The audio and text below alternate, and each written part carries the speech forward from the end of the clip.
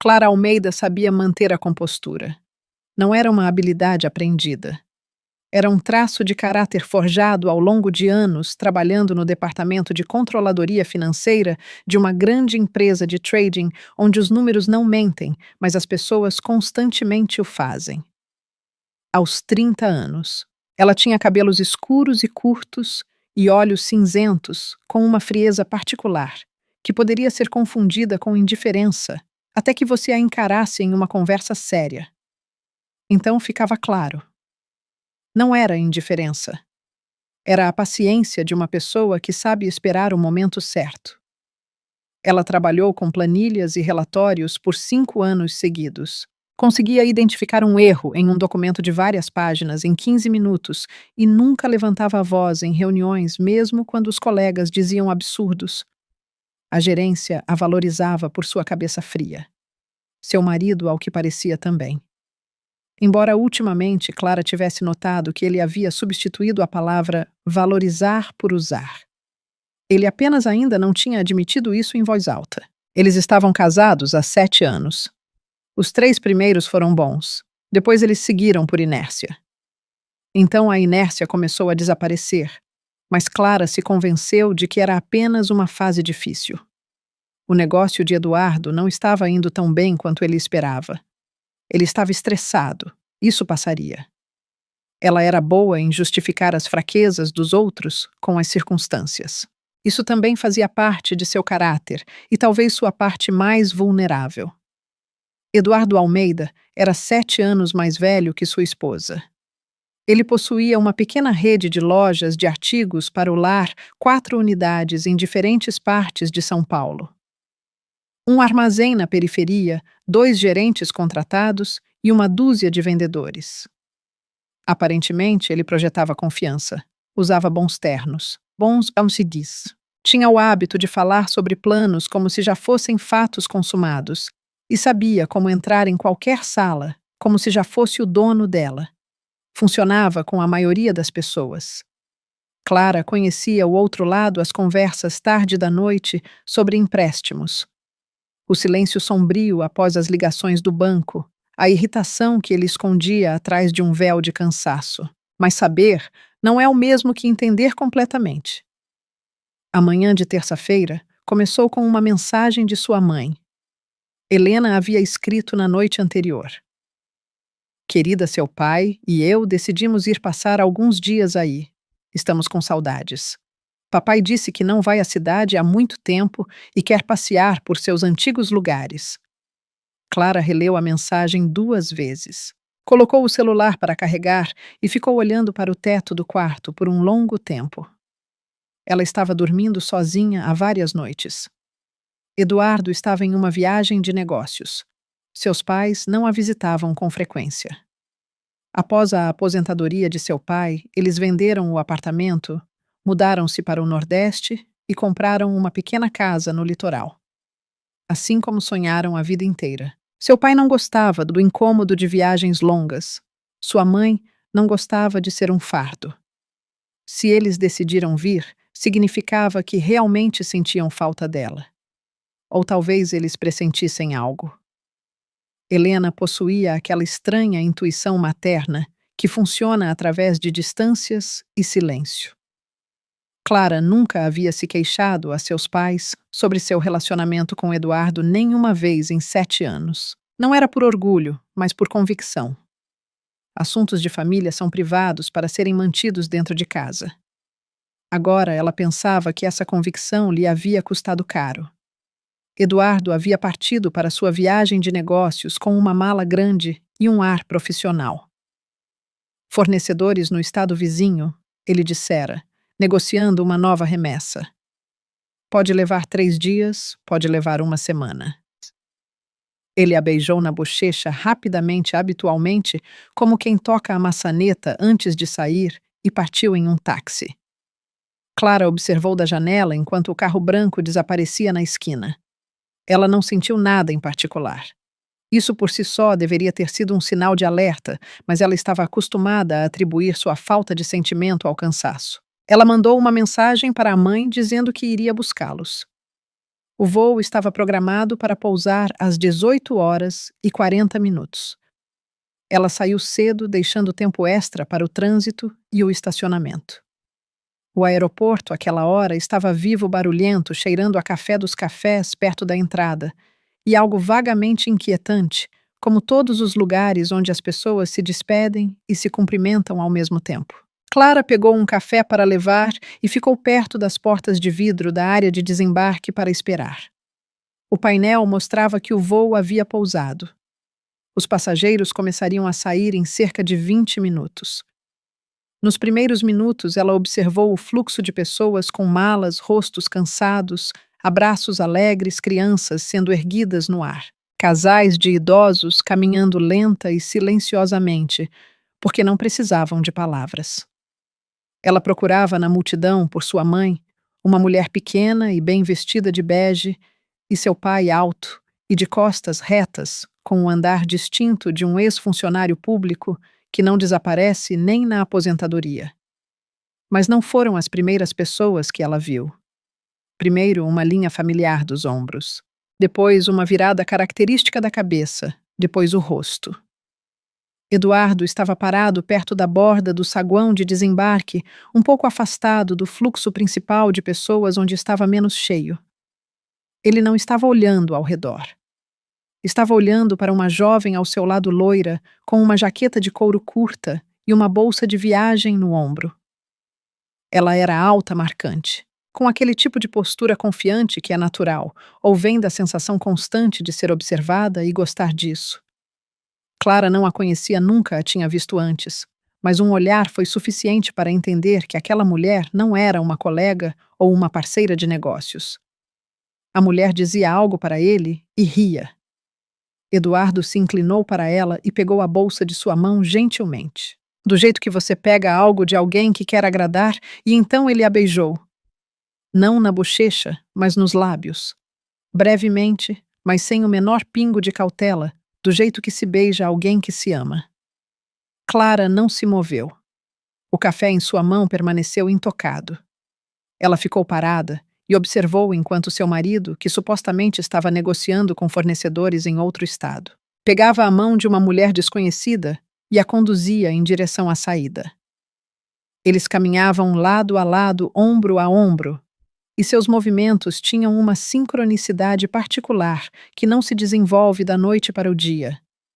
Era o jeito que as pessoas caminham quando estão há muito tempo acostumadas a estarem juntas. Ele estava carregando a bolsa dela. Era uma coisa pequena, mas aquele pequeno detalhe atingiu mais forte do que qualquer outra coisa, porque ele não carregava uma bolsa para Clara, nem qualquer outra coisa há muito tempo. Algo dentro de seu peito se moveu. Não com dor, a princípio, mas com um solavanco surdo, quase físico, como se o chão tivesse balançado sob seus pés e depois se acomodado. Mas algo em seu equilíbrio havia mudado para sempre. Clara deu um passo à frente, e naquele momento uma mão pesada e quente pousou em seu ombro.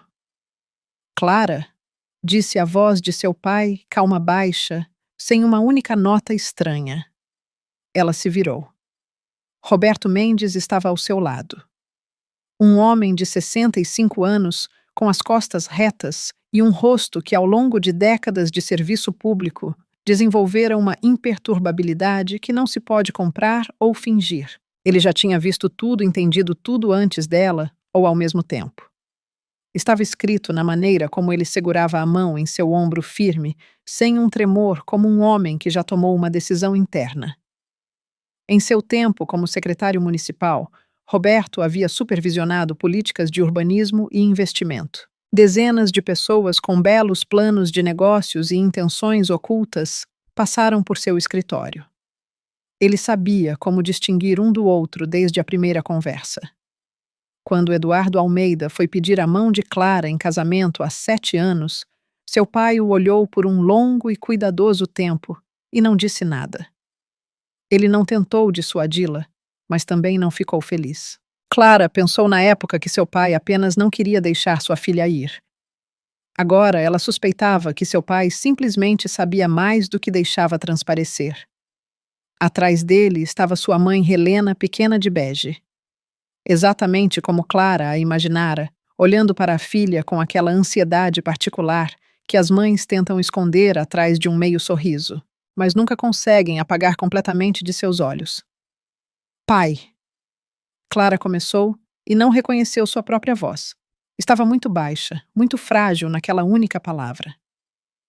Clara, repetiu seu pai, e aquela única palavra continha tudo.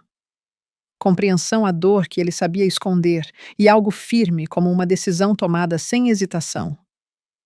Deixe-me dar a ele uma lição que ele nunca esquecerá. Ela olhou para onde Eduardo acabara de estar. Ele estava indo para a saída costas retas e confiantes. A mulher ao seu lado sussurrava algo em seu ouvido. Ele estava sorrindo. Eles passaram a 3 metros de Clara e ele nunca olhou para trás. Ele não sentiu nada. Não notou sua esposa. Seu sogro. Sua sogra, nenhuma das pessoas cuja presença deveria ter despertado algo dentro dele. Isso talvez. Foi mais doloroso do que qualquer outra coisa. Se você for até ele agora, disse seu pai, aproximando-se, ele dirá que ela é uma colega, uma reunião de negócios que você imaginou tudo. Ele fará uma cena em público, fará de você a culpada por ser histérica e tomará a iniciativa. Pessoas como ele são boas nisso. Já vi o suficiente deles ao longo dos anos. Eles se alimentam das reações dos outros como combustível.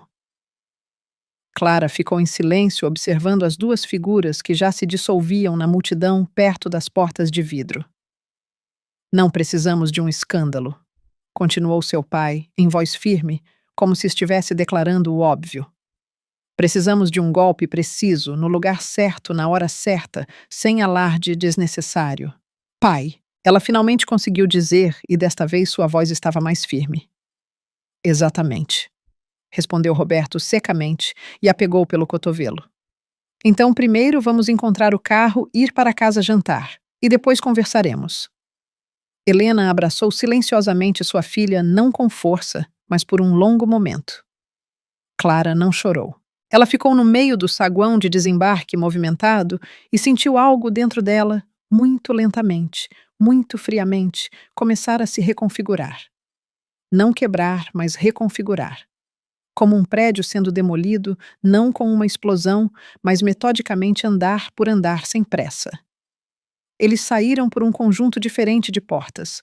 Eduardo e sua acompanhante já haviam partido. Clara não se deu ao trabalho de procurá-los. Ela encontrou seu carro no estacionamento, colocou as malas de seus pais no porta-malas e sentou-se ao volante por alguns instantes. Este canto do estacionamento estava quase vazio. Apenas alguns carros estacionados e um poste de luz lançando uma luz amarela e turva. Você sabia? Perguntou sua mãe do banco de trás. Não, disse Clara. Era a verdade. Havia sentimentos, uma sensação de que algo estava errado em seu tom nos últimos meses, nas desculpas muito frequentes de vou chegar tarde, na maneira como ele parou de falar sobre seus negócios e, ao mesmo tempo, parou de perguntar sobre a vida dela. Mas ela não sabia. Ela não queria saber. Isso também era uma verdade que ela estava se permitindo admitir pela primeira vez. É bom que você não soubesse, disse seu pai do banco do passageiro. Significa que você não teve a chance de assinar nada no calor do momento. Clara olhou para ele. O que você quer dizer? Falaremos sobre isso amanhã. Ele se virou e encontrou seu olhar. Ambos tinham os mesmos olhos cinzentos, pai e filha. Semelhantes não apenas na aparência, mas em seu hábito compartilhado de não desmoronar em voz alta. Por esta noite apenas dirija. Ninguém disse uma palavra no caminho para casa. Seu pai olhava pela janela para a bica na avenida e as luzes das vitrines. Ele não vinha a esta cidade há vários anos, mas olhava sem nostalgia com a atenção focada de um homem avaliando uma situação. Sua mãe segurava silenciosamente o ombro da filha do banco de trás, sem dizer nada, apenas apertando suavemente seus dedos nas curvas. Clara dirigia com firmeza, parando em todos os semáforos vermelhos, pensando em como aquele dia havia começado tão ordinariamente. Café e e-mails de trabalho, uma lista de compras, o peixe assado que ela havia planejado para seu pai. Quando eles chegaram ao seu prédio, seu telefone vibrou. Uma mensagem de Eduardo. Oi, jantando com parceiros. As negociações começam cedo amanhã. Te ligo depois. Beijos. Clara leu, colocou o telefone na bolsa, saiu do carro e abriu o porta-malas. Deixa que eu pego, disse seu pai. Ok, ela respondeu. Seu pai pegou as duas malas e caminhou em direção à entrada. Suas costas estavam retas. Seu passo era firme.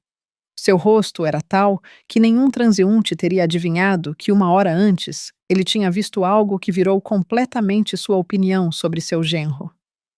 Eduardo ligou na noite de quarta-feira por volta das 20 horas. Clara estava acabando de tirar a mesa do jantar. Sua mãe estava lavando a louça e seu pai estava sentado na poltrona perto da janela com uma xícara de chá, lendo algo em seu telefone quando o nome de seu marido iluminou a tela. Clara congelou por um segundo, depois atendeu a chamada e foi para o corredor. Ela fechou a porta atrás de si, silenciosamente, sem um som. Ela ficou encostada na parede com as costas apoiadas nela e levou o telefone ao ouvido. Oi, disse Eduardo. Sua voz de alguém que estava cansado, mas se esforçando. Como você está? Bem, ela respondeu uniformemente. Como estão as negociações? Difíceis. Os fornecedores estão enrolando. Não conseguimos chegar a um acordo sobre o preço. Provavelmente mais um dia ou dois. Estou exausto. Ele fez uma pausa por um segundo. Não está com saudades. Estou me virando, disse Clara, nem mais quente, nem mais fria do que o habitual. Exatamente como ela falava com ele nos últimos meses, quando quase não havia mais nada entre eles que pudesse ser chamado de uma conversa real, em vez de uma troca de frases protocolares sem nada por trás. Ela ouvia sua voz e pensava em como ele mentia facilmente. Sem gaguejar, sem pausa, sem a menor tensão. Como alguém que faz isso há muito tempo e se acostumou. Tudo bem, ligo amanhã. Boa noite. Boa noite, ela respondeu e encerrou a chamada. Ela ficou no corredor escuro segurando o telefone. Ele não perguntou como foi o dia dela. Não perguntou se ela havia comido ou se algo havia acontecido. Ele não perguntou nada, apenas marcou uma caixa em sua lista interna de tarefas.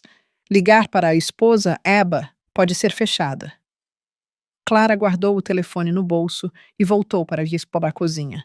Ele perguntou sua mãe em voz baixa, sem se virar da pia. Ele, confirmou Clara e pegou um pano de prato. Seu pai não perguntou nada. Ele já havia tirado suas próprias conclusões e parecia que eram finais. Helena fechou a torneira e se virou para a filha. Ela olhou para ela por um longo momento sem palavras. Então ela apenas a abraçou brevemente com força daquele jeito maternal e a soltou. Às vezes essa é a única coisa que uma mãe pode fazer e também a mais necessária. Clara não chorou. Não pela primeira vez em 2 dias e não porque não houvesse motivo. As lágrimas exigiam uma perda de controle e ela não podia se permitir isso ainda. Não agora. Ela foi ao banheiro, lavou o rosto e olhou para si mesma no espelho por um longo tempo. 30 anos. 7 deles ao lado de um homem que, ao que parecia, ela não conhecia tão bem quanto pensava. Ou talvez ela soubesse. Ela apenas não queria juntar as peças do quebra-cabeça porque tinha medo do que seria a imagem final. A água escorria de seu rosto. No espelho, uma mulher com um olhar direto e lábios firmemente pressionados olhava de volta inabalável, reunindo suas forças. Na manhã seguinte, quinta-feira, antes de Clara sair para o trabalho, seu pai pediu que ela ficasse um momento. Eles se sentaram na cozinha, apenas os dois. Helena ainda não havia saído, e Roberto falou uniformemente do jeito que se fala sobre assuntos que não exigem emoção excessiva, sem preâmbulos ou palavras desnecessárias. O apartamento está no seu nome, ele começou. Foi a sua melhor decisão, disse Clara. Seu presente. Uma escritura de doação. Eu sou a única proprietária. Eduardo está listado em algum documento do apartamento. Título hipoteca. Procuração. Não. Ele está registrado como residente, mas não tem direitos de propriedade em lugar nenhum. Seu pai assentiu secamente, como um homem que acabou de receber a confirmação de uma hipótese existente.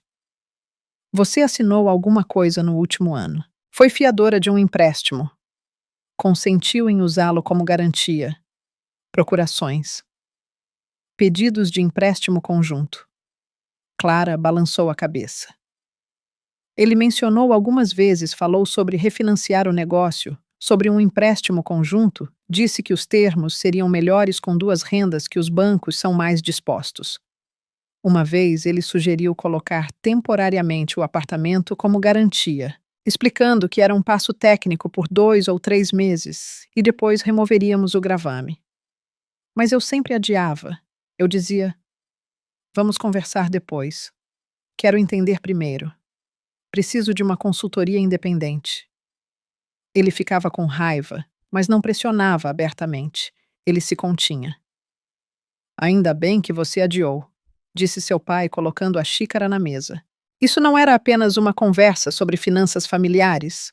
Era um plano consistente. Clara olhou para ele. Você tem certeza? Ainda não, mas terei em breve. Ele pegou o telefone. Há um homem em quem confio há muitos anos, Arthur Costa, um consultor financeiro. Ele entende de dívidas, riscos de crédito e mecanismos de falência melhor do que a maioria dos analistas de banco que conheci durante meus anos na administração da cidade. Vou pedir a ele que analise a situação do negócio do seu marido através de fontes públicas, através de informações comerciais legalmente acessíveis. Apenas o que já está na superfície para qualquer pessoa atenta. Pai, disse Clara suavemente, você chegou aqui há 2 dias. Cheguei. Ele concordou sem um pingo de ironia. Mas eu te conheço há mais de 1 ano e venho observando esse homem há mais de 1 ano. Mesmo à distância, mesmo sem detalhes. Tive tempo para pensar. Algo nele me incomodou desde o início, quando ele veio nos conhecer. Fiquei quieto. Não queria te pressionar. Agora acho que foi um erro. Clara não disse nada. Não havia nada a objetar. Era inútil discutir com seu próprio passado. Arthur Costa chegou na tarde de sexta-feira. Clara havia tirado especificamente meio-dia de folga. Ficar no trabalho e fingir que tudo estava bem era possível, mas difícil. Ela passou a manhã no trabalho em piloto automático, abrindo planilhas, verificando números, respondendo a e-mails. Seus colegas não notaram nada. Ela sabia como esconder. Mas na hora do almoço, ela percebeu que se ficasse lá até o final do dia, simplesmente quebraria com seu próprio silêncio. Arthur revelou-se um homem baixo e robusto na casa dos 40 anos, com uma camisa clara sem gravata e uma pasta debaixo do braço. Ele se portava como um homem que não precisava causar impressão. Seus resultados falavam por si. Ele os cumprimentou brevemente, sentou-se à mesa e, sem nenhum preâmbulo, abriu sua pasta. Clara sentou-se à sua frente e ouviu. A rede de lojas de Eduardo Almeida consistia em 4 pontos de venda em diferentes partes da cidade. No papel, era um pequeno negócio em funcionamento com faturamento. Na realidade, era uma estrutura mantida não pelo lucro real, mas pelo uso constante de novas dívidas para cobrir as antigas. 2 fornecedores principais tinham faturas vencidas para as quais negociações lentas sobre extensões estavam em andamento. A linha de crédito no banco estava quase totalmente utilizada, com apenas um valor mínimo restante. O armazém era alugado em termos favoráveis, que expirariam em 2 meses. E o proprietário deixou claro que não renovaria o aluguel nas mesmas condições. Além disso, Arthur mencionou negociações com um potencial investidor que Eduardo vinha conduzindo há várias semanas.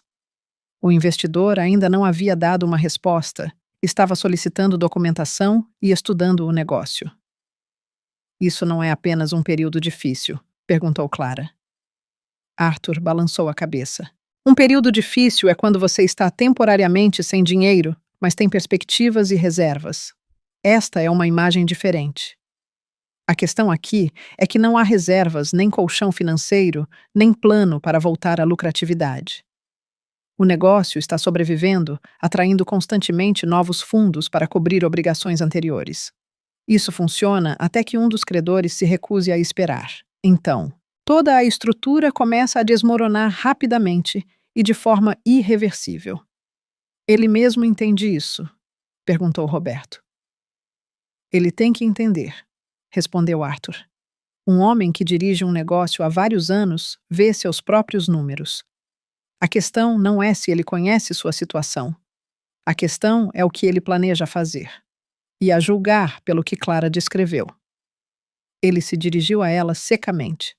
Sem suavidade indevida, ele tinha um plano para tapar alguns dos buracos usando os recursos de sua esposa através de fiança, através do apartamento como garantia ou através de um empréstimo conjunto contra a renda dela. Muito provavelmente alguma combinação disso. A sala ficou em silêncio. Do lado de fora, podiam-se ouvir os sons do pátio. Vozes de crianças. A música de alguém de uma janela aberta do outro lado, a batida de uma porta de prédio, uma noite normal e quente alheia a tudo. Clara olhou para as folhas de papel com números espalhadas diante dela e pensou em como todo esse tempo ela havia confundido a persistência dele com a incapacidade de um homem de pedir ajuda diretamente. Ela havia confundido pressão com falta de jeito. Agora, esses números explicavam o que suas palavras haviam habilmente escondido. Não havia falta de jeito. Havia uma estratégia calculada, consistente e fria. O apartamento está sob ameaça? Ela perguntou. Não, disse seu pai com firmeza. Você não assinou nada. O apartamento foi doado a você. É seu bem particular. Não é considerado patrimônio do casal, em um divórcio. Ele não pode reivindicá-lo sem circunstâncias excepcionais. No seu caso, não existem tais circunstâncias. Vou confirmar os detalhes com um advogado. Arthur acrescentou. Mas a posição sobre o apartamento é inequivocamente forte. Não há nada a temer aí. O que vem a seguir? Perguntou Clara. Seu pai trocou um breve olhar com Arthur, do jeito que as pessoas fazem quando já discutiram um assunto de antemão. Nada drástico por enquanto, disse Roberto. Você age em casa como faria normalmente. Não deixa transparecer que sabe sobre o aeroporto. Não assina nada usando qualquer desculpa conveniente, assim como tem feito nos últimos meses. Você continua fazendo o que tem feito e espera. Esperar pelo quê, exatamente? Para que uma situação amadureça até um ponto crítico, respondeu Arthur uniformemente. Ela amadurecerá por si só. É uma questão de algumas semanas, não mais. Não precisamos inventar ou criar nada. Precisamos apenas permitir que o estado real das coisas se torne visível para aqueles que atualmente estão fechando os olhos para isso. Os credores parceiros potenciais investidores, se receberem informações corretas e confiáveis sobre os riscos, tomarão suas próprias decisões. Ninguém é obrigado a financiar um navio afundando. Isso é legal, esclareceu Clara. Absolutamente, disse seu pai. Sem pausa, sem ressalvas, sem armações, sem truques sujos, apenas trabalhando com o que já existe. As fraquezas dele são reais. Não as estamos criando. Estamos simplesmente parando de ajudar a escondê-las. Clara ficou em silêncio. Então ela olhou para seu pai. Este homem que viera para uma visita e em 2 dias havia exposto peça por peça o que ela não ousara ver por anos. Não porque ela fosse cega, mas porque ela havia acreditado. É o que acontece quando você vive com alguém e não quer pensar o pior. Não é estupidez. É simplesmente o preço da confiança que não foi honrada. Ok, ela disse finalmente. Farei como você diz. Sua mãe trouxe chá, arrumou as xícaras sem alarde e sentou-se ao lado da filha. Ela não disse nada. Apenas sua presença era suficiente do jeito que apenas aqueles que amam incondicionalmente e sem motivo podem estar presentes. Estava escurecendo lá fora. A cidade vivia sua noite comum. Carros, luzes da rua, a conversa de alguém no pátio. Nada havia mudado do lado de fora. Dentro de Clara, algo estava se reconfigurando lenta e definitivamente. A dor não havia desaparecido. Ela vivia em algum lugar sob suas costelas, surda e constante. Mas não era mais a coisa principal. A coisa principal agora era outra coisa. Fria, focada, firme, algo semelhante à prontidão. Eduardo voltou no sábado à noite, parecendo satisfeito com sua bolsa de viagem e o ar de um homem que passara vários dias em negociações tensas, mas bem-sucedidas. Clara o encontrou na entrada. Seus pais já haviam partido como haviam combinado de antemão. Nenhuma testemunha extra era necessária nos primeiros dias. Deixe tudo parecer normal.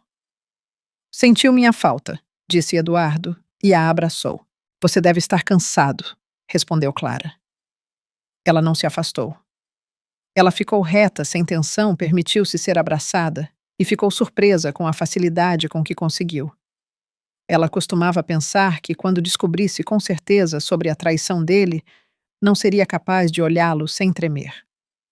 Descobriu-se que podia porque agora o olhava de maneira diferente, não como um marido, mas como uma pessoa que ela precisava ver através até a hora de agir.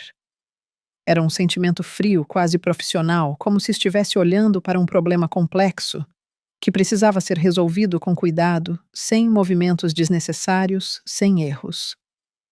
Na primeira semana após seu retorno, Eduardo agiu com calma. Ele voltava do trabalho, falava sobre negócios em fragmentos, não em detalhes, como um homem acostumado a não ser ouvido com atenção. Clara ouvia, notando pausas que não havia visto antes. Ela notou como ele evitava cuidadosamente os detalhes, sempre que a conversa se voltava para dinheiro. Ele dizia coisas como: precisamos resolver isso. Está complicado agora. Vai melhorar em breve. Era o discurso de um homem comprando tempo. Enquanto isso, Arthur Costa trabalhava silenciosamente, metodicamente, sem fazer barulho. O primeiro a responder foi um dos fornecedores, um grande armazém atacadista, com o qual Eduardo cooperava há 3 anos. Arthur, através de seus contatos de negócios, informou ao diretor comercial que a situação financeira da rede de Wallace era questionável e recomendou solicitar dados de solvência atualizados de seu parceiro antes de estender os prazos de pagamento novamente. O diretor comercial era um homem prático. Ele estava no comércio há muito tempo e já tinha visto sua cota de esquemas inteligentes que desmoronavam no momento mais inconveniente. Ele não precisou de muita convicção. Uma única dica foi suficiente. Ele solicitou as demonstrações financeiras atuais de Eduardo. Eduardo forneceu documentos que pareciam decentes no papel, mas após uma inspeção mais detalhada, mostravam exatamente o que Arthur havia alertado. Buracos cobertos por pagamentos diferidos, números que não batiam sob escrutínio. O fornecedor tomou sua própria decisão. Ele exigiu um pré-pagamento parcial para a próxima remessa, em vez do pagamento diferido usual. Para Eduardo, isso significava uma escassez imediata de capital de giro no pior momento possível. O segundo foi o proprietário do armazém. Arthur não o ligou pessoalmente. Ele apenas fez algumas perguntas através de conhecidos mútuos na comunidade empresarial e a informação chegou por conta própria. O proprietário, um homem cauteloso, levantou a questão da renovação do aluguel antes do prazo e delineou novos termos. A taxa de mercado, sem descontos. Eduardo tentou negociar, fez promessas e tentou persuadir, mas sem prova financeira real, suas palavras soavam pouco convincentes. Paralelamente, o potencial investidor com quem Eduardo negociava há mais de um mês ordenou uma auditoria independente do negócio. Essa foi sua própria decisão. Um homem cauteloso antes de investir dinheiro queria ver números reais, não uma apresentação.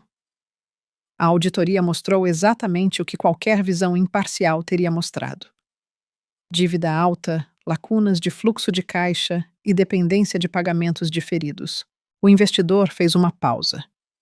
A pausa se arrastou. Tudo isso não aconteceu em um dia ou uma semana. Quase 3 semanas se passaram após o retorno de Eduardo, antes que a pressão se tornasse verdadeiramente palpável. E foi então que ele começou a falar sobre dinheiro. No início foi gentil, quase casual. Eles estavam jantando em uma noite de quarta-feira. Eduardo estava falando sobre algumas remessas. Então, como quem não quer nada, ele disse: "Sabe, nunca tivemos um capital familiar de verdade. Deveríamos combinar nossos esforços. É mais fácil juntos." "Em que sentido?" perguntou Clara sem levantar os olhos do prato. "Bem, no negócio você entende como funciona. Somos uma família. É nossa causa comum." "Eu tenho meu próprio trabalho", disse ela calmamente. "Sou uma funcionária assalariada, não uma empreendedora." Eduardo assentiu e não voltou ao assunto naquela noite. Mas 3 dias depois, ele o trouxe à tona novamente, desta vez mais especificamente. Ele disse que havia uma oportunidade de refinanciar um dos empréstimos a uma taxa de juros mais baixa, mas exigia um segundo mutuário com renda confirmada. "É apenas uma tecnicalidade", ele explicou. "Você não está assumindo nenhum risco real, apenas um nome no contrato." "Eduardo", respondeu Clara tão uniformemente como sempre, "não assinarei nenhum documento de empréstimo sem aconselhamento jurídico independente. Essa é a minha regra. Você sabe disso." "Que advogado, Clara? Isso é um assunto de família." "É exatamente por isso que um advogado é necessário. Assuntos de família exigem cautela especial." Ele ficou em silêncio, olhando para ela com uma expressão que ela aprendera a ler nas últimas semanas, irritação velada por um esforço para manter a calma. Ele ainda não havia percebido que algo nela havia mudado. Ele pensou que ela estava apenas sendo teimosa por hábito e que da próxima vez ele tentaria uma abordagem diferente. Ele voltou uma semana depois com uma história sobre o apartamento.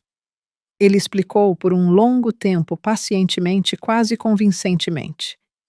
Havia um banco, um programa, uma oportunidade de obter uma grande quantia de dinheiro contra a propriedade como garantia por um curto prazo, 6 meses, e o empréstimo é pago. O gravame é removido tudo limpo. Ele expôs isso uma noite, enquanto estavam sentados na sala de estar, falando calmamente, como alguém ensaiando um discurso pré-escrito. Clara ouviu sem interromper, deixando-o terminar. "O apartamento não será envolvido em seus riscos de negócios", disse ela, quando ele ficou em silêncio. "É minha propriedade pessoal. Era meu antes do nosso casamento e continuará sendo meu, independentemente do que aconteça com seus negócios." "Você fala como se eu fosse um estranho", disse ele, e uma nota de mágoa apareceu em sua voz, aquele tipo específico e manipulador de mágoa usado como ferramenta. "Estou falando como uma pessoa que entende o que está assinando." Eduardo se levantou da mesa e andou pela sala. Clara não o observou. Ela continuou a ler o que estava em suas mãos. Ela podia sentir os olhos dele nela, mas não levantou o olhar. Isso também fazia parte do que ela aprendera nessas semanas, não lhe dar um ponto de apoio em sua reação. Enquanto essa guerra silenciosa, quase sem sangue, se desenrolava em casa, Clara ligou para seus pais várias vezes. "Como você está aguentando?" perguntou sua mãe uma noite. "Estou aguentando", respondeu Clara. "É difícil." "Sim, mas não da maneira que eu pensava que seria." Ela fez uma pausa, procurando as palavras certas. "Sabe o que é mais estranho? Não sinto vontade de chorar. Só quero que isso acabe, que tudo se encaixe." "Vai se encaixar", disse sua mãe em voz baixa. "Por 7 anos, eu me convenci de que tudo estava normal, que ele estava apenas cansado, que os negócios são estressantes, que estávamos passando por uma fase difícil como todo mundo." Mas na realidade eu apenas não queria me fazer as perguntas reais, porque tinha medo das respostas reais. Você não tem culpa por confiar, disse Helena. Eu sei. Clara levantou o olhar. Mas não terei mais medo das respostas a nenhuma pergunta. Sua mãe não acrescentou nada, apenas concordou. Durante o tempo em que esta história se desenrolava, Clara nunca mostrou a Eduardo que sabia sobre o aeroporto. Nem com uma dica, nem com um olhar, nem com o tom de voz. Algumas vezes ela se pegou quase querendo dizer algo. Em momentos em que ele dizia algo particularmente presunçoso, quando fingia que tudo estava bem, quando estava no telefone, em outro quarto, com uma voz baixa, pensando que ela não podia ouvir. Mas a cada vez ela se lembrava da voz de seu pai no aeroporto. Precisamos de um golpe preciso, não de um escândalo. Ela se segurou. Vanessa Lopes, enquanto isso, também estava sentindo algo, embora de natureza completamente diferente. Eduardo a ligava com menos frequência e eles se encontravam em momentos roubados. Ele prometia que resolveria as coisas em breve, que tudo seria resolvido, que ela só precisava esperar um pouco mais. Vanessa esperou. Por enquanto, ela era jovem e atraente e sabia ler os homens por um sinal simples, se eles tinham dinheiro ou não. Eduardo ainda tinha dinheiro, ou melhor, a aparência dele. Ela notou como ele havia se tornado nervoso, como havia parado de falar sobre o futuro deles juntos, com aquela confiança fácil que a atraíra em primeiro lugar. Agora sua voz tinha uma nota que Vanessa conhecia bem e não suportava a nota de um homem pedindo um prazo. Ela não disse nada a ele sobre isso. Apenas começou a atender suas chamadas um pouco mais devagar do que antes, às vezes nem atendia. Eduardo notou e ficou com raiva, mas não havia nada que ele pudesse fazer. Seus trunfos estavam se esgotando um por um e nenhum novo aparecia. Vanessa não estava com pressa de tomar uma decisão. Ela sabia esperar até que a imagem ficasse completamente clara, mas por dentro, ela já sabia a resposta. No final da terceira semana, Arthur informou Roberto por telefone que o investidor havia se retirado oficialmente das negociações. Não de forma grosseira, sem cena, ele simplesmente enviou uma carta afirmando que, com base na análise da documentação, considerava desaconselhável entrar no projeto no estágio atual. Educado final. Para Eduardo, este foi um golpe que ele não esperava. O investidor era sua principal esperança, dinheiro vivo que poderia ter coberto as dívidas mais urgentes e comprado tempo para manobrar. Sem esse dinheiro, tudo o que ele vinha construindo nos últimos meses, negociações, promessas, prorrogações, desmoronou em uma imagem completamente diferente. Clara soube disso por seu pai na quinta-feira. Ele mesmo ligou para ela e contou tudo. Então está perto, ela disse. Perto, confirmou seu pai. Acho que uma semana ou duas, talvez os outros credores comecem a ficar nervosos. Esse tipo de informação se espalha rapidamente na comunidade empresarial. Todo mundo quer pegar o que é seu antes que o vizinho o faça. Começa um processo que não pode ser interrompido por dentro. O que sobrará para ele? Perguntou Clara. Dívidas, respondeu seu pai secamente. E uma tentativa de encontrar alguém para cobri-las. A última tentativa será você, ou melhor, ou seu apartamento e sua renda. É por isso que a conversa que ele terá com você em breve será a mais insistente de todas. Esteja pronta. Estou pronta, disse Clara e encerrou a chamada. Nos dias seguintes, Eduardo andou pelo apartamento como um homem que tinha algo quebrado dentro de si, mas ainda não havia decidido se admitiria em voz alta. Clara o observava com a atenção fria que desenvolvera nas últimas semanas. Ele quase parara de falar sobre o trabalho. Antes mesmo, nos maus momentos, ele sempre encontrava palavras para explicar a situação de uma forma favorável, para inventar uma razão pela qual as coisas logo melhorariam. Agora, ele estava em silêncio. Esse silêncio era mais eloquente do que qualquer palavra. Natsetunda da Firad. Ele não foi para o escritório até depois do almoço. Ele sentou-se na cozinha, com o telefone rolando algo, digitando uma mensagem, depois rolando novamente, com aquele movimento espasmódico e sem sentido dos dedos que uma pessoa tem quando está procurando uma saída e não consegue encontrar. Clara estava saindo para o trabalho às 8h30. Ela o viu. Serviu café em sua garrafa térmica e abotoou o casaco. Eduardo olhou para ela. Você vai chegar tarde hoje. Não sei, ela respondeu. Depende de como as coisas forem. Ele assentiu e voltou a olhar para o telefone. Na quarta-feira, Arthur ligou. Ele informou Clara brevemente em uma única mensagem de texto. O banco notificou Eduardo de sua recusa em estender sua linha de crédito. E isso não era apenas mais um golpe. Era o ponto exato após o qual a estrutura de crédito começa a se desfazer seriamente. Sem uma linha de crédito não havia capital de giro.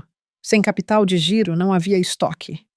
Sem estoque não havia receita que já mal era suficiente para cobrir as despesas correntes. Clara leu a mensagem em sua mesa. Guardou o telefone em uma gaveta e voltou ao relatório que estava verificando. Ela terminou uma página, depois outra. Então se levantou, serviu-se de água e ficou junto à janela por 1 minuto, olhando para a rua lá embaixo. Carros pedestres, uma tarde típica da cidade, nada de especial. Naquela noite, pela primeira vez, Eduardo chegou em casa verdadeiramente quebrado. Ele entrou em silêncio e jogou as chaves no aparador. Elas escorregaram e caíram no chão. Ele não se deu ao trabalho de pegá-las. Ele passou por Clara, foi para a sala de estar e afundou-se pesadamente no sofá, como se não tivesse mais forças para se sentar direito. Ele não tirou o casaco. Apenas ficou ali, de cabeça baixa, olhando para o chão. Clara ficou na porta da cozinha e esperou em silêncio. Ela sabia esperar. Aos 37 anos, Eduardo Almeida estava acostumado a uma certa imagem de si mesmo. Um homem que controlava a situação, que sempre tinha um próximo movimento, um novo plano e um argumento de ferro. Essa imagem lhe dava o que ele mais valorizava, a sensação de que estava um passo à frente. Olhando para ele agora, Clara via um homem que não tinha nem um próximo movimento, nem um novo plano. Apenas dívidas e uma conta bancária vazia. O que aconteceu? O banco, disse ele, sem levantar o olhar. Eles recusaram completamente. Entendo, disse Clara uniformemente. Eduardo levantou a cabeça. Algo em seu tom o incomodou. Calmo demais, uniforme demais, sem simpatia. Você entende, ele repetiu. É só isso que você pode dizer, o que você quer ouvir. Ele se levantou. Andou pela sala, nervosamente, rapidamente, como um homem que precisa fazer algo com as mãos para não explodir. Clara, eu preciso da sua ajuda. De verdade, agora mesmo. Estou ouvindo. Precisamos usar o apartamento como garantia. Só por 6 meses. Eu pego o dinheiro pago, as dívidas mais urgentes. Negocio uma nova prorrogação com os fornecedores. Encontro um investidor.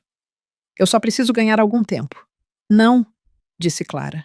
Você nem pensou sobre isso. Eu venho pensando sobre isso há muito tempo. A resposta é não. Eduardo parou na frente dela. Ele olhou para ela por um momento longo e perscrutador, como se estivesse vendo algo novo no rosto que conhecia há 7 anos. Então, você vai simplesmente me abandonar nesta situação assim? Não. Eu apenas não estou participando dos seus riscos de negócios. São coisas diferentes. Você é minha esposa. É exatamente por isso que não sou fiadora de suas dívidas. Ele se virou e andou pela sala novamente. Clara permaneceu calma, sem se mover de seu lugar. Ela podia sentir a raiva dele quente e quase tangível. E não respondeu a ela com nada.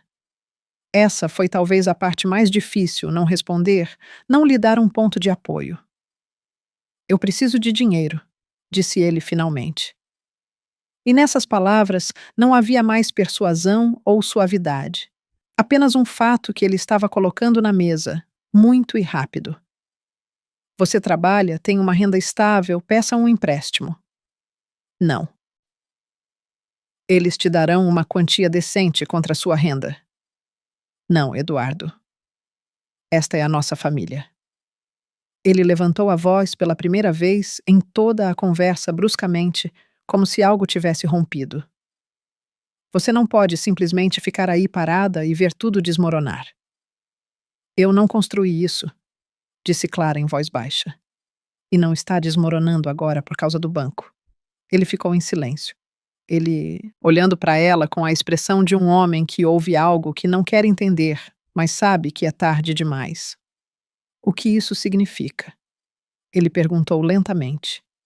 Significa que seu negócio tem problemas há mais de um mês. Ela respondeu com a mesma uniformidade. E você sabe disso melhor do que eu. Eduardo não respondeu. Ele se sentou no sofá novamente, desta vez não pesadamente, mas como se tivesse desinflado, perdendo a raiva que lhe dera forma um segundo antes. Ele ficou quieto por um momento, depois disse suavemente, sem sua agressão anterior, quase como um fato. Tudo bem. Tanto faz. Se tudo desmoronar, não é grande coisa. Teremos que viver vendendo suas joias. Seu papai te deu diamantes para uma vida inteira. Você é obrigada a ajudar seu marido em uma situação difícil. A propósito, qual é o código do cofre? Clara ficou parada e olhou para ele. Ela não sabia o que esperava ouvir, mas não isso. Não uma formulação tão simples e crua do que ela tinha sido para ele todos esses anos. Não uma parceira, não uma pessoa amada, mas uma apólice de seguro, um plano de contingência. Um item no orçamento em caso de falha. Ela pensou que doeria que essa frase quebraria algo, ou, ao contrário, desencadearia uma onda de emoção que seria difícil de conter. Mas não houve dor nem onda. Havia apenas aquela estranha sensação de clareza total que vem quando a última pergunta finalmente obtém sua última resposta. Por 7 anos. Ela se convenceu de que estava vendo um homem que estava apenas cansado, estressado, aguentando com todas as suas forças. Agora ela o estava vendo de verdade. Ele nem estava tentando esconder porque não via necessidade. Algo dentro dela, a última coisa que ainda se agarrava à sua vida antiga, afundou e ficou lá. Sem dor, sem amargura. Ok, ela disse. Eu ouvi você. Ela voltou para a cozinha. Fechou a porta atrás de si e ficou junto à pia por alguns minutos olhando pela janela. Estava escurecendo. A lâmpada no pátio se acendeu amarela e ligeiramente trêmula. Uma senhora idosa estava sentada em um banco debaixo dela, com um cachorro na coleira. O cachorro olhava para o lado, a cena mais comum. Clara pegou seu telefone e mandou uma mensagem para seu pai. Chegou a hora, e a resposta veio 1 minuto depois.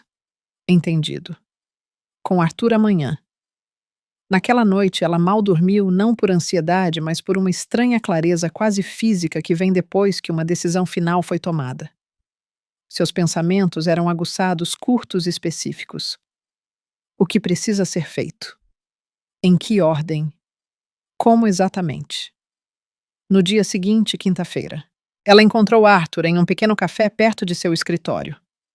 Ela lhe contou sobre a conversa da noite anterior, calmamente, sem detalhes extras, apenas o que era importante. Quando ela chegou à frase sobre "viveremos de você, venderemos suas joias", Arthur não disse nada, apenas ergueu as sobrancelhas por um segundo, como um homem que recebeu a confirmação do que já sabia. Arthur foi direto ao ponto. A situação dele agora é esta: o banco revogou sua linha de crédito. O fornecedor está exigindo pré-pagamento, o que ele não tem. O proprietário do armazém aumentou o aluguel. Ou ele paga, ou encontra um novo armazém, o que leva tempo e dinheiro que ele também não tem. O investidor se foi.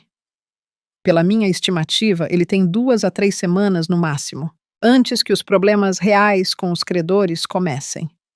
Depois disso, um processo começará que não pode ser interrompido sem financiamento externo. Que não virá, disse Clara. Certo, confirmou Arthur. A menos que alguém entre e voluntariamente tape os buracos, mas ele não tem mais ninguém assim. Os parceiros de negócios veem a situação e não querem arriscar. Ninguém lhe dará novo crédito sem garantia. Ele está em um beco sem saída. Clara olhou pela janela do café para a rua uniformemente sem triunfo, sem malícia, apenas olhou. Então ela perguntou: preciso de um advogado de família, um bom. Eu tenho um contato, disse Arthur. Ela pode te ver amanhã às 11 horas, se for bom para você. É bom. A advogada revelou-se uma mulher na casa dos 40 anos. Ágil, precisa falando em frases curtas, sem rodeios. Ela recebeu Clara em um pequeno escritório forrado de prateleiras com pastas. Ouviu atentamente sem interromper uma única vez. Fez algumas perguntas esclarecedoras afiadas profissionais sem excessos e examinou os documentos do apartamento. A escritura de doação, a matrícula do imóvel. Após 20 minutos, ela deu sua conclusão, que Clara já sabia aproximadamente, mas queria ouvir oficialmente. O apartamento é seu bem particular, adquirido antes do casamento por doação. Não faz parte do patrimônio do casal e não está sujeito à partilha no divórcio. Não há riscos desde que nenhum papel envolvendo seu marido tenha sido assinado. Nenhum, confirmou Clara. A advogada assentiu e explicou brevemente o procedimento. Uma petição de divórcio, notificação de término da convivência e, se necessário, um pedido para determinar o uso da residência. Era tudo um procedimento padrão sem complicações ou armadilhas. Clara ouviu, tomou notas em um caderno e pensou em como essas palavras soavam estranhas. Dissolução do casamento, partilha de bens em relação a 7 anos que uma vez pareceram reais. Ou pelo menos pareceram reais em algum momento. Ligue quando estiver pronta, disse a advogada ao sair. Podemos preparar os documentos em 2 dias. Na sexta-feira à noite, Eduardo retomou a conversa desta vez, sem raiva, sem pressão. Ele falou baixo, quase suplicante. Disse que havia encontrado outra opção, um pequeno empréstimo privado. Tudo o que precisava era de um fiador. Não um banco. Não uma garantia, apenas uma assinatura. Não, disse Clara. Clara, estou te pedindo. Não. Ele ficou em silêncio por um longo tempo, depois se levantou e foi para o outro quarto. Meia hora depois, Clara o ouviu falando com alguém no telefone em voz baixa e tensa, depois silêncio. Naqueles dias, Vanessa não atendia o telefone no primeiro toque. Às vezes, ela nem retornava à ligação. Eduardo notou, mas não havia com quem falar sobre isso, e não adiantava. Sua última conversa com ela fora breve. Ela disse que estava cansada de esperar, que isso não estava certo, que precisava de certeza. Eduardo prometeu certeza mais uma vez, usando as mesmas palavras que haviam deixado de significar qualquer coisa, até para ele mesmo. Vanessa respondeu, ok, com a voz de quem diz a palavra. Já sabendo que nada ficaria ok, e não ligou mais. O sábado passou em silêncio. Eduardo passou o dia todo em casa, andando pelo apartamento, olhando para o telefone, comendo sem apetite. Ele saiu para a varanda 2 vezes e ficou lá olhando para o pátio com a expressão vazia de um homem que ficou sem versões do que está acontecendo. Clara trabalhava em seu laptop no quarto, saindo apenas para a cozinha. Eles mal se falaram. Esse silêncio era diferente, não o tipo familiar que se seguia a longas semanas de trabalho, mas o tipo especial que cai quando ambas as pessoas já sabem que acabou, mas nenhuma disse em voz alta ainda. Clara pensou em como em poucos dias este apartamento seria dela novamente sozinha. Ela chegaria em casa e estaria quieto de uma maneira diferente do que estava agora. Não o silêncio da antecipação e da tensão, mas o silêncio de um espaço que pertence a você. Ela não olhou mais adiante do que isso. Por enquanto, era o suficiente apenas chegar ao fim do que havia começado no aeroporto 5 semanas antes, na segunda-feira à noite. Clara ligou para a advogada e pediu que preparasse os documentos. Sua voz estava firme, sem um tremor, sem uma pausa, como alguém que há muito tempo tomou uma decisão e agora está simplesmente executando o que se segue a ela. A advogada respondeu brevemente: tudo estará pronto até às 10 horas de amanhã. Clara agradeceu, desligou e sentou-se por um tempo no silêncio do quarto, olhando para a porta fechada. Além da porta estava a sala de estar. Eduardo estava sentado lá.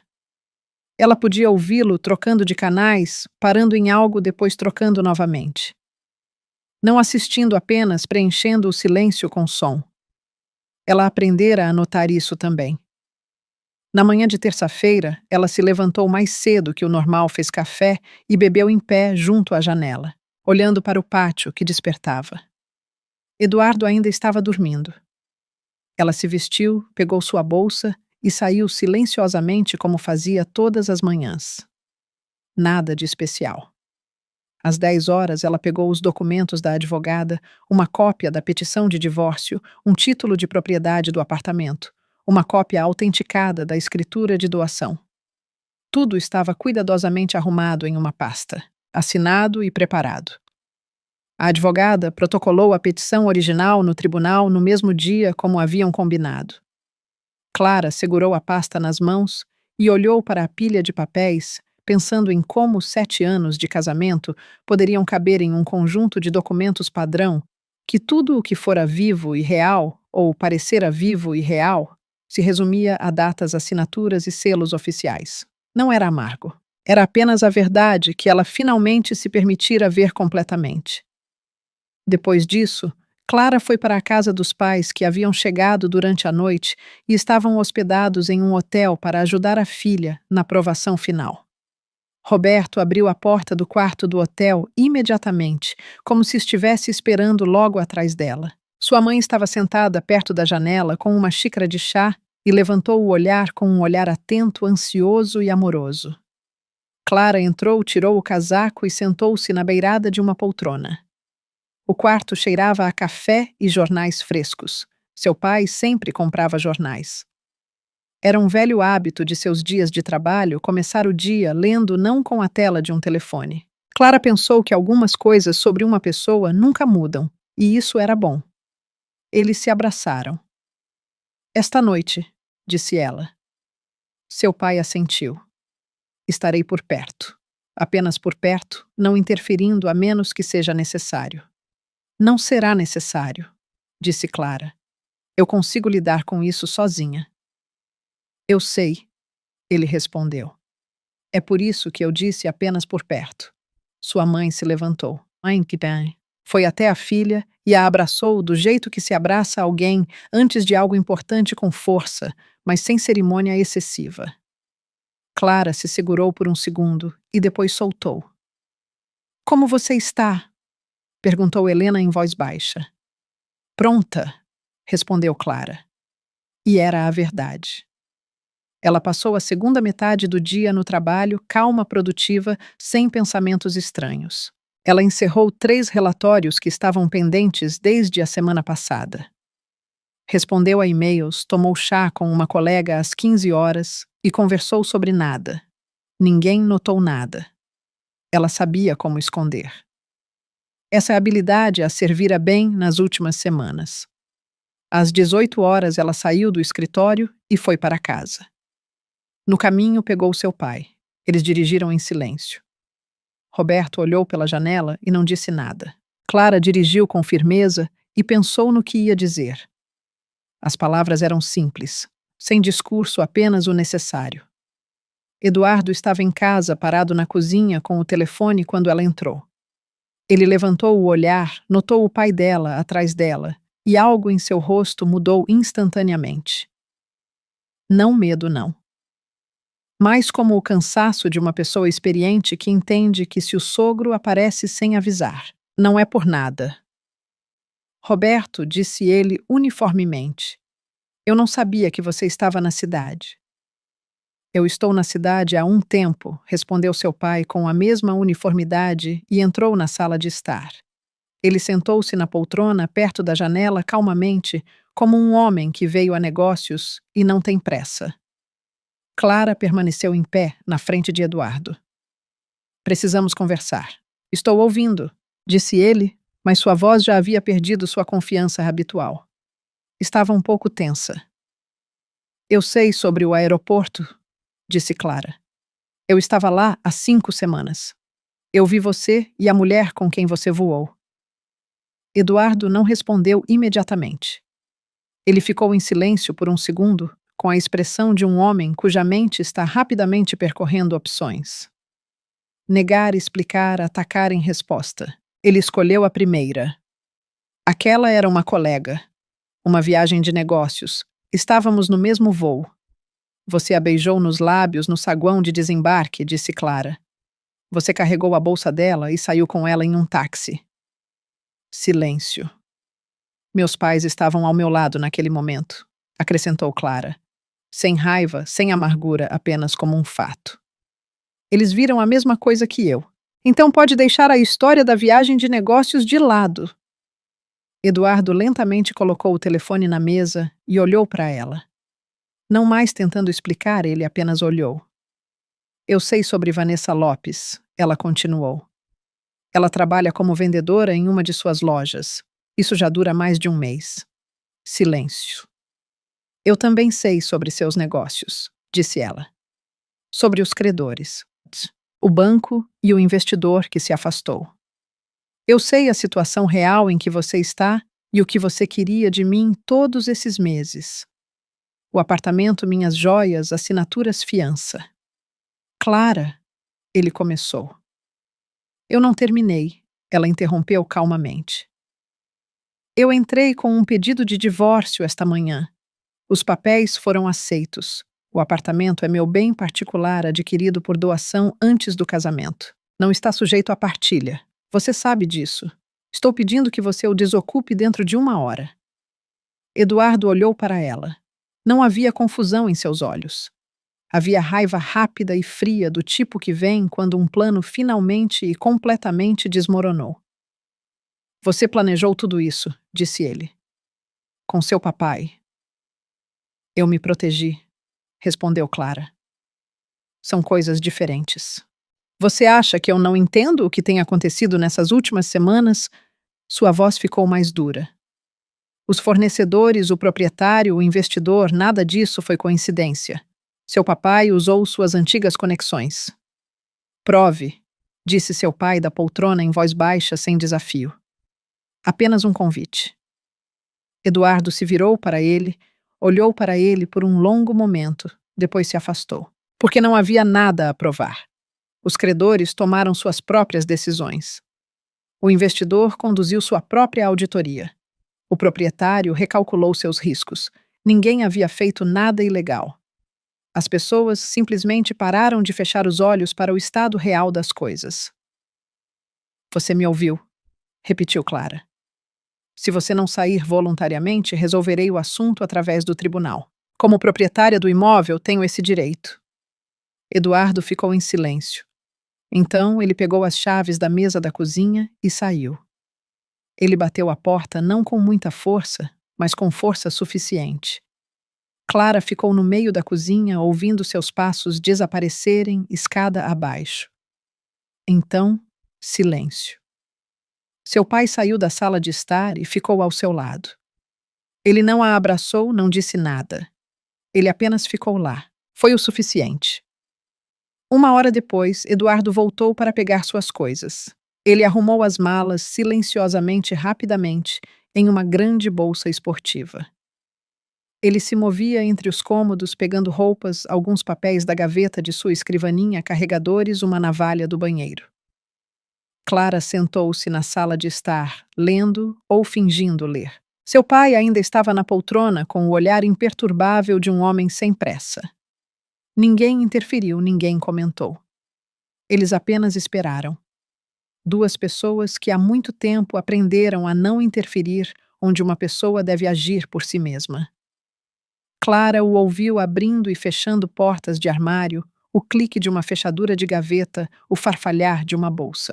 Sons domésticos comuns que ela ouvira por 7 anos e que agora significavam algo totalmente diferente. Um fim nunca é bonito. Ele apenas é. Quando Eduardo estava saindo, ele parou na porta por um segundo e olhou para Clara. Você acha que venceu, disse ele. Acho que salvei o que é meu, ela respondeu. Isso não é uma vitória. É apenas o resultado. Ele saiu.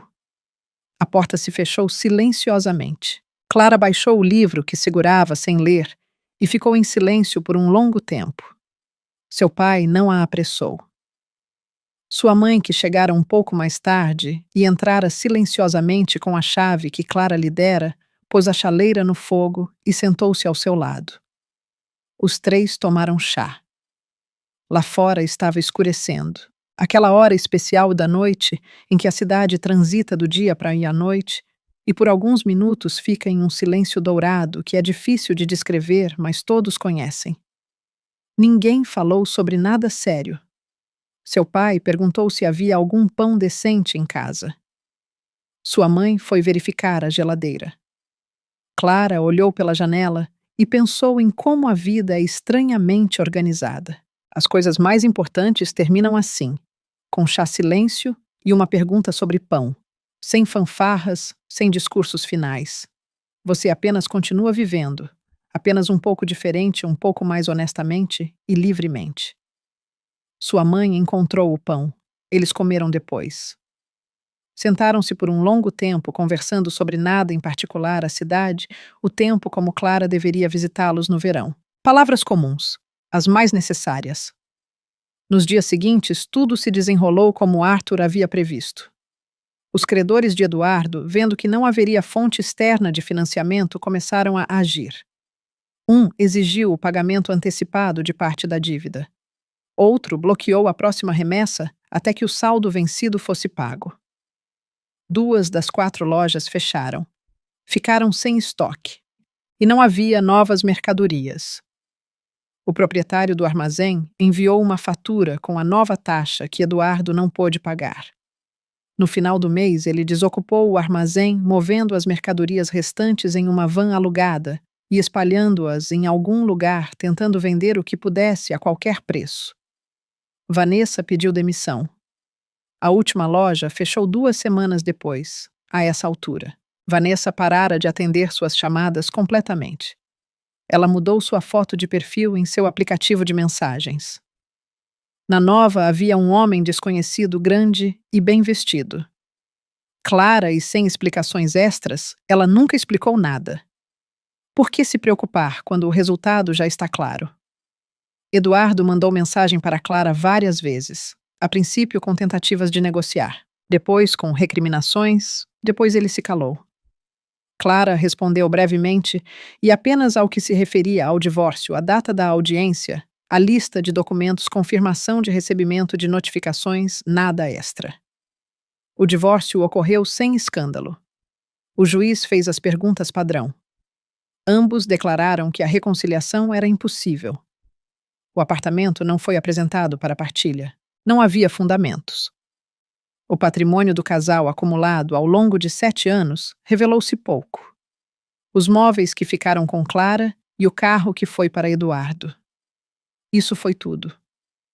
Saindo do tribunal, Clara parou nos degraus. Seu pai e sua mãe estavam por perto, um pouco distantes, dando a ela seu próprio espaço. O sol de outono brilhava, não quente, não morno, mas aquele tipo especial de luz que é brilhante, mas não aquece, e por isso parece honesta. Clara ergueu o rosto para ele por um segundo, sentiu sua luz, seu calor quase imperceptível, e pensou que talvez fosse assim que se sentia o começo de algo novo. Não uma celebração e não um alívio. Apenas o primeiro dia que pertencia apenas a ela novamente. Então ela se virou para seus pais. Acabou, disse ela. Acabou. Confirmou sua mãe e pegou sua mão. Seu pai não disse nada. Ele apenas caminhou ao seu lado, calmamente, uniformemente, como sempre fizera. Como naquele dia, no aeroporto, quando ele colocou a mão em seu ombro e disse: "Deixe-me dar a ele uma lição." Ele não estava buscando vingança, então. Ele estava simplesmente removendo a capacidade de um traidor de viver da confiança de outra pessoa. Não era punição, era proteção. Uma pequena diferença à primeira vista, mas era tudo. Clara desceu os degraus do tribunal entre seu pai e sua mãe sem pensar no passado. Ela estava pensando em como seria a noite de hoje tranquila sua, sem o silêncio de outra pessoa e as mentiras de outra pessoa. Apenas uma noite. Apenas silêncio. Apenas sua própria vida que agora mais uma vez pertencia apenas a ela.